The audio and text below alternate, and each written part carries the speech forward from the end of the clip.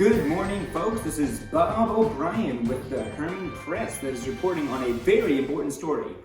Let me tell you, very important story that's going on here today.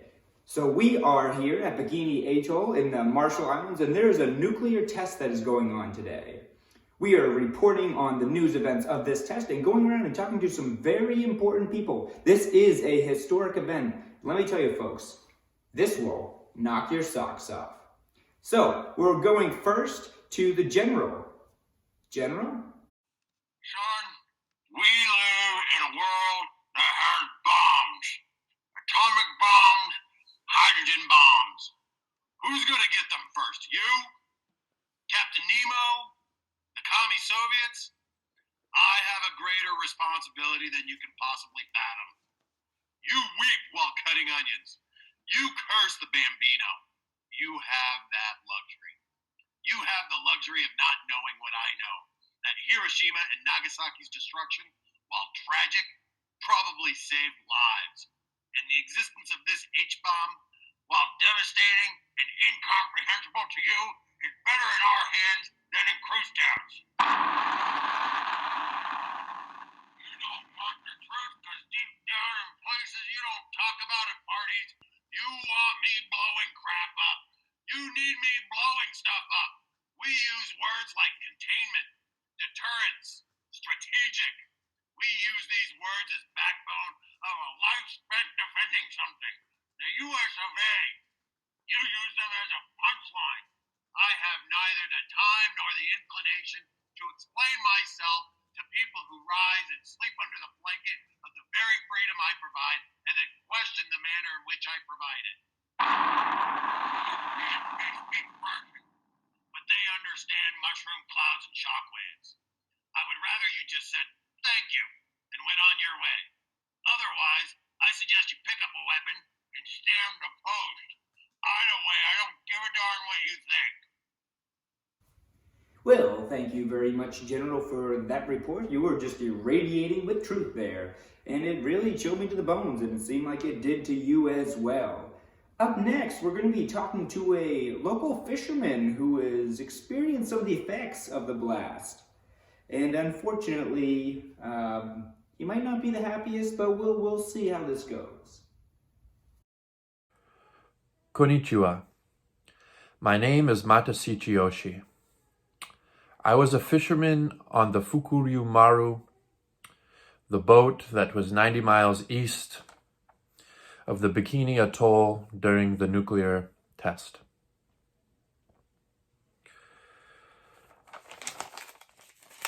Our crew had come from a small fishing village in Japan. One morning, we were finishing our breakfast when all of a sudden there was a boom! And the sky lit up, and there was a flash. Then it began to snow, and we didn't know what it was. It wasn't snow. I tasted it, but it had no taste. We later learned that it was coral that was contaminated with radiation. Hours after the flash, my skin began to burn. Everybody on the boat began to vomit. Days later, my hair began to fall out. I have been in this hospital since I returned.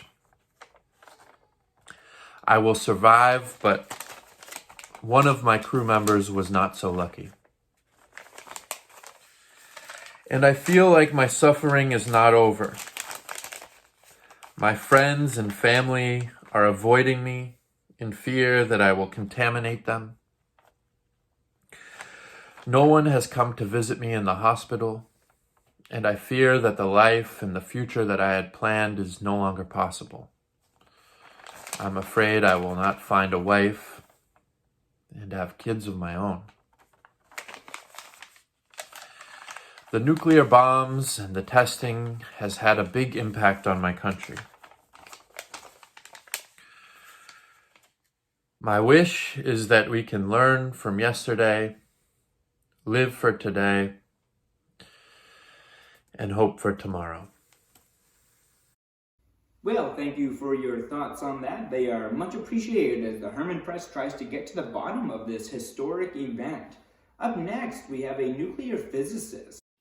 Hi everyone, I am the lead nuclear project physicist on the project, and I am here to discuss a little bit about what happened.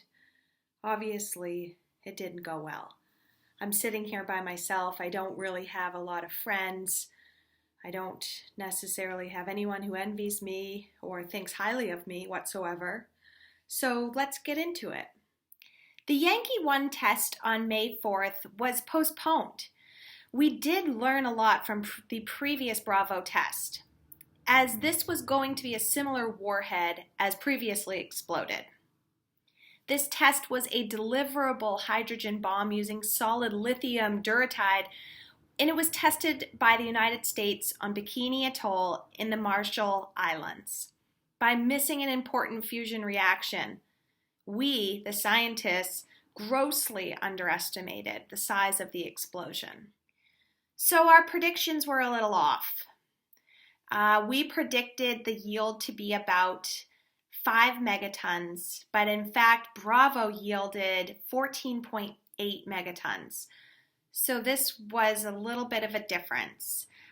This made it the largest U.S. nuclear test ever exploded. The blast created a crater that was more than a half-mile wide and several hundred feet deep, and ejected several million tons of radioactive debris into the air. Within seconds, the fireball was nearly 3 miles in diameter.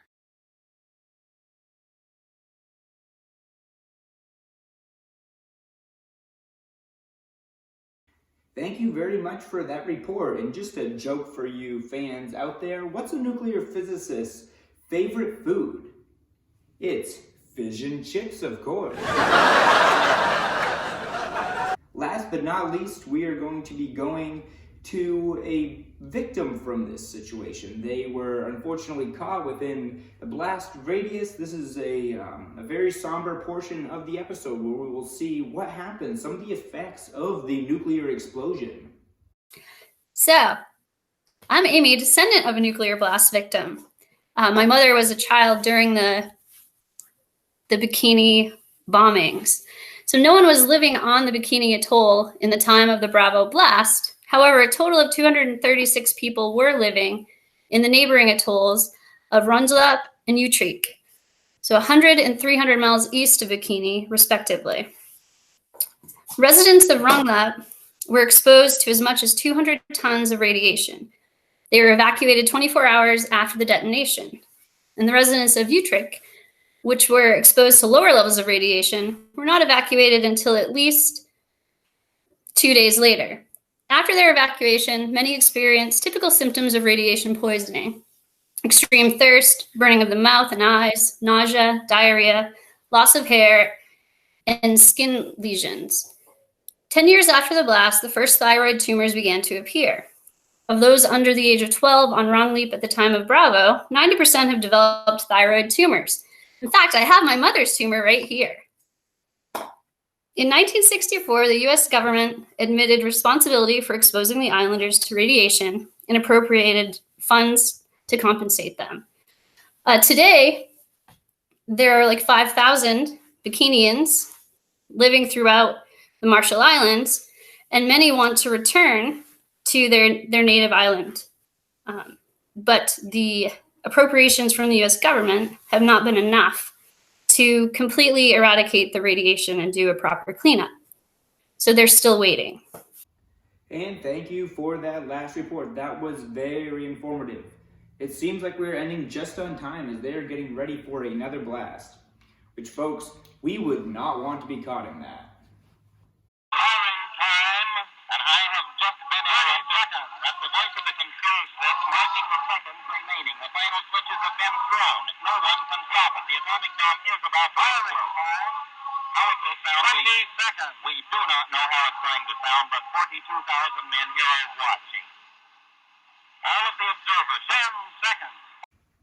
Oh no, the blast is coming sooner than we thought, folks. This is not looking good. Of the observer ships are in position in the open sea. We're about 10 miles Three, two, one.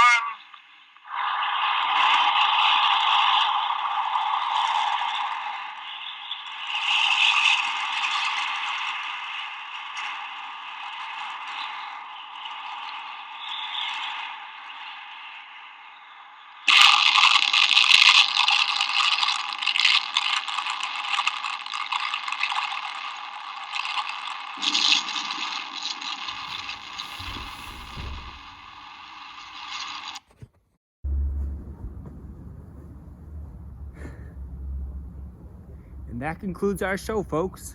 That's all. All right, welcome to this week's History Maker Madness. The round 2 votes are in, and we're moving to round 3 into the Sweet 16. We're going to highlight a few matchups for you in the third round. So I'm going to look at Gandhi and Martin Luther King Jr. This is an interesting matchup to me because it's the teacher against the student. Martin Luther King Jr. used a lot of Gandhi's nonviolent practices that Gandhi was using in India's fight against colonialism. And so it'll be interesting to see who wins this matchup. Miss Barry, who are you looking at in the villains section this week? Thank you, Mr. Peterson, and I'm glad that you're pointing out that I'm sticking with the villains. I have decided to look at Hitler versus Bin Laden. I'm sticking with the bad boys, so let's see what you guys think. How about you, Mr. Hargrove?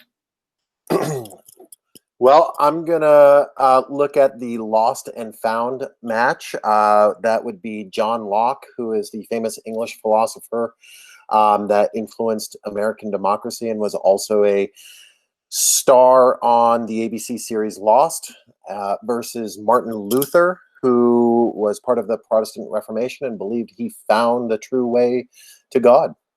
And Mr. Adams, what do you have this week? Yeah, so in the last round, Neil Armstrong was upset. Space lost to Spruce, so Spruce is moving on to go off against Jacques Cousteau, the marine explorer. And so this matchup, we're looking at Spruce versus Coos. Lutz?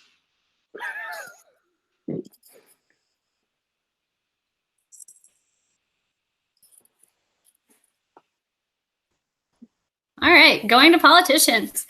We're looking at the matchup between Abe Lincoln and Winston Churchill. Churchill was Prime Minister of Great Britain and helped lead them to victory during World War II. Abe Lincoln obviously led the nation through its biggest moral, constitutional, and political challenge thus far. So this is the Battle of the Hats, the boiler versus the top hat. Thanks for joining us.